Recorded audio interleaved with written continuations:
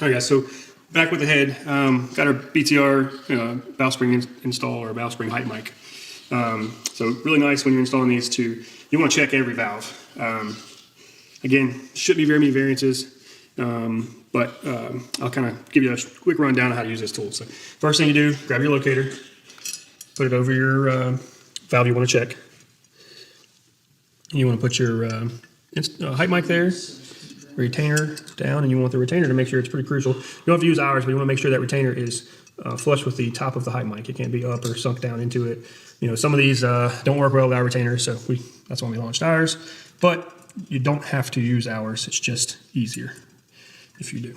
So then you just kind of start unscrewing. Again, locator down, tool, retainer flush with the top of the height mic, and then again you start unscrewing and until you get it to a good stopping point, and then I'll give it just a little snug, kind of give her a wiggle, make sure she's sitting good and flush.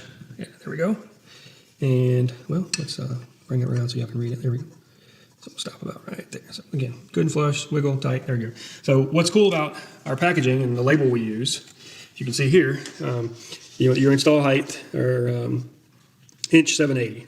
So this is, your cold bind numbers, open, close, so on. Install height inch 780 is what you want on our 660 springs. So if you come look here, again, we've basically set this tool up to where the spring is going to be installed at. And it is 1 inch 780 on the dot, which is pretty nice. Doesn't always happen that way. Again, we'll check every one. Plus or minus 5 is okay. If you get one that's, 10 to 15, give or take, we do offer shims to shim it up. If you get in a situation where it's the other way around, we can offer plus or minus retainers. Valve locks as well. Typically on a GM head, you're not going to see any of that. Most you'll need is a shim.